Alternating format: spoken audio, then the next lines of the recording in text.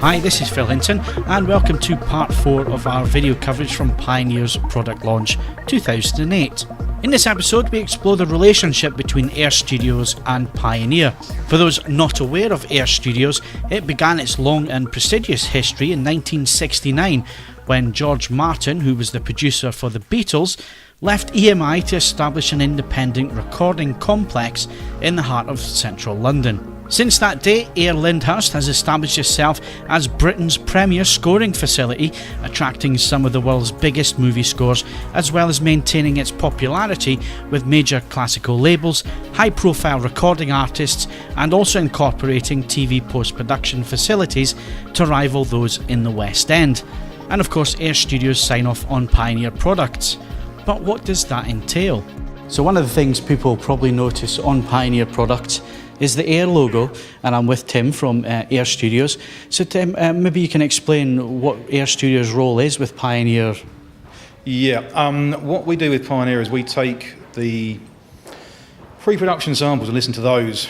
Our involvement is purely to do with the sonic quality, the sonic performance of the equipment. That's basically what we do. We tune it so that it's as good as we can get, as close as we can get to what I would call studio monitoring standards. Now we have 3 standards. We have reference, monitor and series.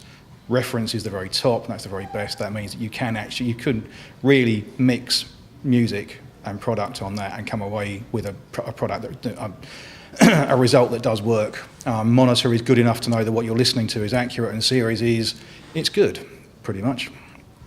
So what was it that brought Air and Pioneer together? Money, at the end of the day. When we were building Lyndhurst Hall, we were then part owned by Chrysalis, and we needed some more money to buy the building. And Chrysalis turned around to George and said, well, if you go out and find an equity co-partner, we will match their funding. So George went out and found Pioneer. That's how we first got involved with Pioneer. Pioneer invested in us because they were looking at somewhere to do Laserdisc mastering for karaoke. Now, fortunately, karaoke didn't take off in the UK and Europe as much as it had done in the rest of the world. So that bit died off. And when I became technical manager in 2000, I turned around to Pioneer and said, well, look, for the investment, you don't seem to be getting very much back. Why don't you use us with our knowledge and experience of living and working in 5.1 to help develop your home theatre amplifiers? Now, there's quite a process that goes through actually tuning the amplifiers, and I was quite surprised in the press conference that we've just been in that you described that it was one screw that made all the difference on one of the models. So maybe you can explain that for our viewers. It wasn't just the one screw, that was one particular type. There were 6 of those screws. What we do is we take these things apart. We listen to the prototypes, we say, okay, generally what's wrong with it, the prototypes go away, they tweak them, they bring them back up to something that's closer. Usually there's 2 or 3 iterations where we're playing around with different components, moving leads around, changing earthing strategies. Literally the difference, the profile of a screw head that's used to attach something like the plate that takes the speaker bindings can have a dramatic effect on the sonic performance of the amplifier. Now, with the A9, it was the screws that held the main heat sinks onto the chassis that was having the effect, and we changed it around to the screw that had the 3 pips that you saw, and it was night and day.